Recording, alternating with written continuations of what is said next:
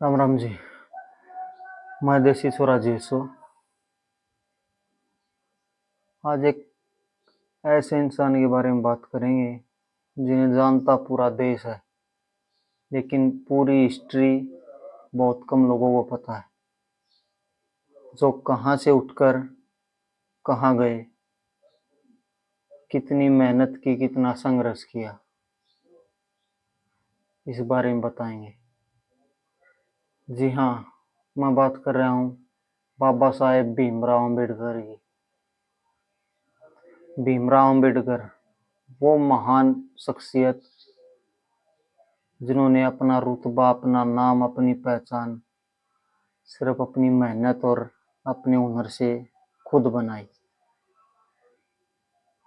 तो चलो शुरुआत करते हैं उनके बारे में कि भीमराव अम्बेडकर क्या थे और किस लाइन में चलकर क्या बन गए। भीमराव अम्बेडकर थे जिनका जन्म 14 अप्रैल 1891 ईस्वी में हुआ था, जो मराठी मूल से थे, जिनके पिताजी सूबेदार रामजी मालोजी पाल थे, जो ब्रिटिश सेना में सूबेदार थे। संत कबीर के अनुयायी थे। भीमराव अम्बेडकर की जाति थी महार जाति, मैं हार है, जो एक अछूत जाति थी, जिससे के पास बैठना लोग पसंद नहीं करते थे। भीमराव जी उस जाति से थे, इसलिए उन्होंने सामाजिक और आर्थिक रूप से अछूत को बहुत सहन किया, लेकिन उन्होंने इससे हार न मानकर अपने जीवन में कौन सी उपलब्धियां हासिल की वो बताते हैं। भीमराव अम्बेडकर जब शुरुआत में ही पढ़ रहे थे, 6 साल के थे, जब उनकी माता का देहांत हो गया, भीमाबाई का। वहां से उनका जीवन का संघर्ष और ज्यादा कठिन हो गया। शिक्षा मुंबई से प्रारंभ हुई थी। स्कूली शिक्षा उन्होंने 17 से ग्रहण की थी। अपनी पूरी स्कूली शिक्षा के दौरान उन्होंने अस्पृश्यता को सहन किया, मतलब छूतपने को सहन किया था। 10वीं पास करते ही उनकी शादी हो गई थी। फिर उन्होंने स्नातन की पढ़ाई एल्फिंस्टन कॉलेज मुंबई से प्राप्त की थी, जिसके लिए उन्होंने बड़ौदा के महामहिम सयाजीराव गायकवाड़ प्रवृत्ति प्राप्त हुई। और वो जब बड़ौदा में थे, उनके पिता का देहांत हो गया। तो देखो उनके लाइफ का संघर्ष अब कितना जबरदस्त हो गया था। ना मारी ना बाप रहा, जातीय छूत थी, एक गरीब बिल्कुल साधारण परिवार से थे, लेकिन कैसे संघर्ष किया अब आगे सुनिए। उसके बाद 1913 में उच्च अध्ययन के बाद वो अमेरिका चले गए थे। 1915 और 16 में उन्होंने कोलंबिया यूनिवर्सिटी से एमए और पीएचडी की डिग्री हासिल की। फिर वो लंदन चले गए और फिर वहां जाकर वकालत की पढ़ाई के लिए ग्रेज इन में भर्ती हो गए। उन्होंने लंदन में ही स्कूल में ही इकोनॉमिक्स एंड पॉलिटिकल साइंस में डीएसएससी की तैयारी की, लेकिन बड़ौदा के दीवान ने उन्हें वापस बुला लिया था।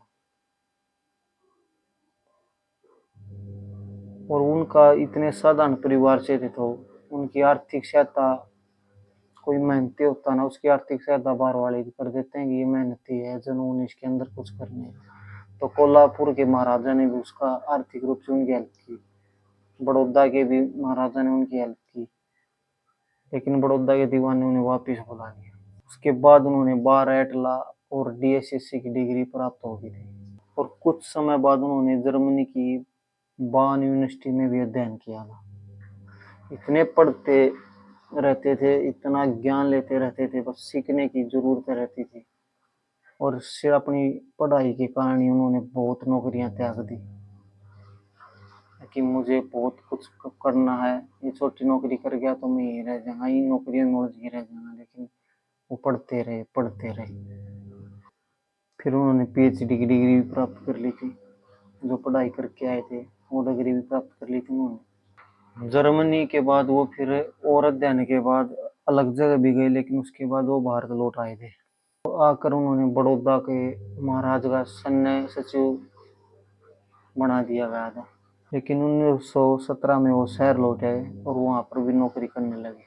लेकिन 1917 में ही नवंबर में वो मुंबई के लिए रवाना हो गए और वहाँ पर राजनीतिक अर्थव्यवस्था के प्रोफेसर के रूप में कॉलेज में पढ़ाने लगे, जिसे वो छात्रों के बीच में बहुत लोकप्रिय हो गए। लेकिन लंदन में उन्होंने कानून और अर्थव्यवस्था की पढ़ाई शुरू करने के लिए उन्होंने प्रोफेसर का पद भी त्याग दिया। अब पहले वो पढ़ाई पूरी करूँगा।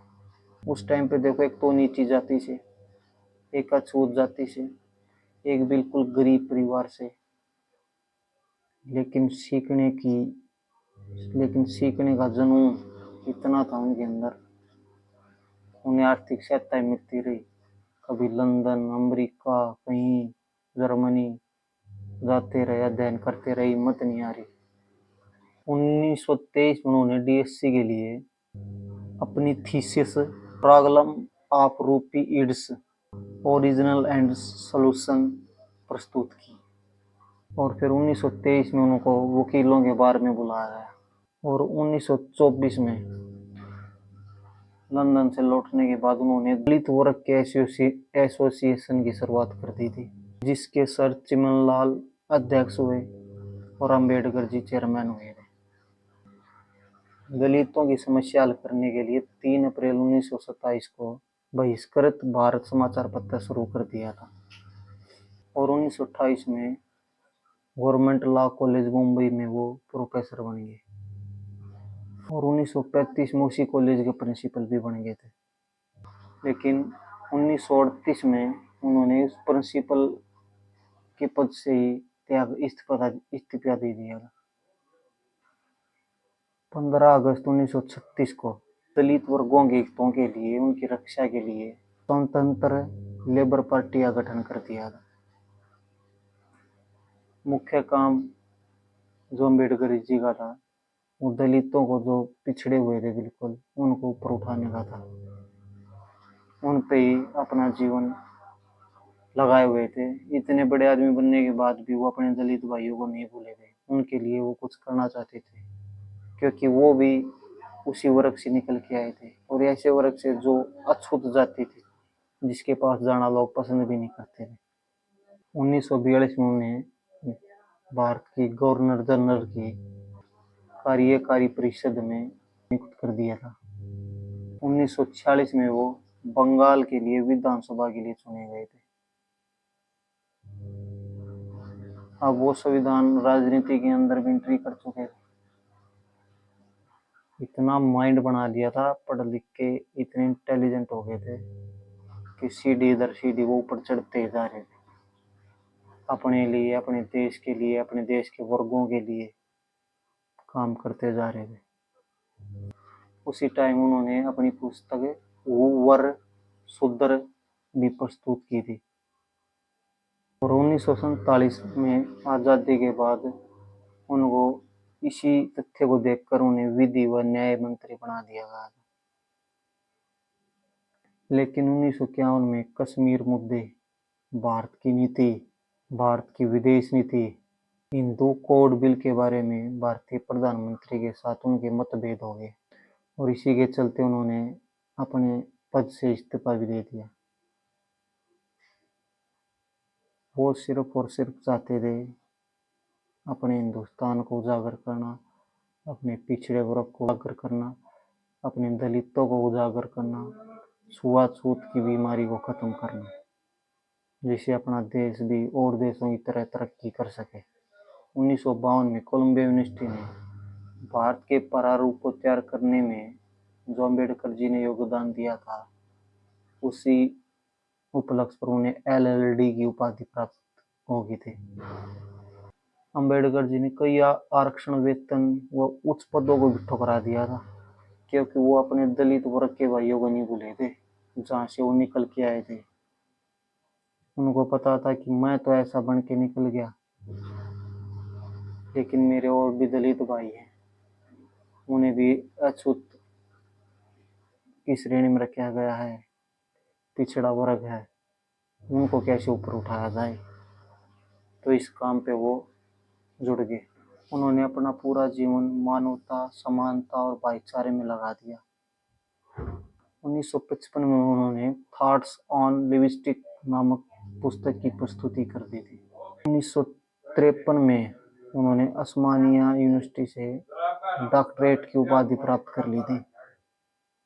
पता नहीं कितनी डिग्रियां प्राप्त कर गए, कितने पढ़ गए, कितने समझदार हो गए, लेकिन जुड़े रहे अपने दलित वर्ग को, अपने देश में ये छुआछूत की बीमारी को खत्म करने के लिए। ऐसे थे महान अम्बेडकर जी। 14 अक्टूबर 1956 में उन्होंने नागपुर के एक बड़े ऐतिहासिक समारोह में बौद्ध धर्म को अपना लिया था और 6 दिसंबर 1956 को उनकी मृत्यु हो गई थी। तो उनके जीवन से हमें पता चलता है कि वो कितने अध्ययनशील व कर्मठ आदमी थे। भारत में जो हिंदू धर्म में असमानता, छुआछूत, छोटा बड़ा, पिछड़ा वर्ग, दलित वर्ग, उच्च वर्ग, सवर्ण वर्ग है, ये इस तरह फंसा हुआ है। तो इस मामले में उन्होंने 1935 में कह दिया था कि मैं हिंदू पैदा जरूर हुआ हूँ लेकिन हिंदू मरूंगा नहीं। इतना लड़े वो अपने धर्म में ये ऊंच नीच, जात पात को खत्म करने के लिए कि हिंदू हो तो एक हो, कोई छोटा नहीं, कोई बड़ा नहीं। उन्होंने बहुत योगदान थे। रिजर्व बैंक में भी उन्होंने अपना योगदान दिया था। रिजर्व बैंक की स्थापना के लिए, भारत के संविधान लिखने के लिए, जात पात को खत्म करने के लिए, छोटे बड़े दर्जे को खत्म करने के लिए। और आखिर में बता दूं, डॉक्टर की जो पुण्यतिथि होती है उसको भारत में महापरिनिर्वाण के रूप में मनाया जाता है। तो ये थी डॉक्टर भीमराव अंबेडकर की पूरी जीवन परिचय।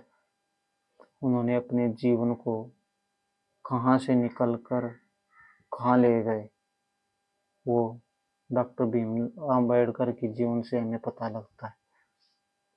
अब इससे आगे की वीडियो में हम बताएंगे कि भीमराव का दिया आरक्षण क्या था, उसमें क्या बातें थी, उसमें राजनीति कैसे घुस गई, राजनीति वालों ने उसका कैसा फायदा उठाया, और आरक्षण था क्या, क्यों दिया गया था, कितने समय के लिए दिया गया था।